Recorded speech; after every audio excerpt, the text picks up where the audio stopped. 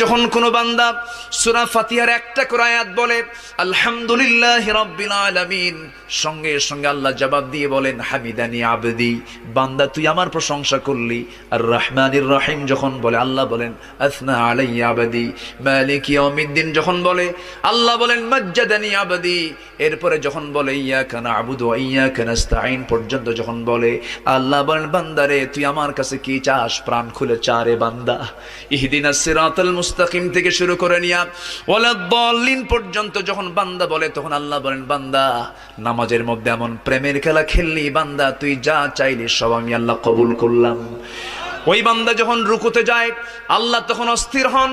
ওই বান্দা যখন সিজদায় যাওয়ার জন্য প্রস্তুতি নাই, সমস্ত ফেরেশতাকে ডাক দিয়ে বলেন ও ফেরেশতারা, এই বান্দাগুলো আমাকে দেখলো না, রাসূলকে দেখলো না, কোরআনকে দেখে হাদিসকে বিশ্বাস করে আমাকে খুশি করার জন্য তার সবচেয়ে সম্মানজনক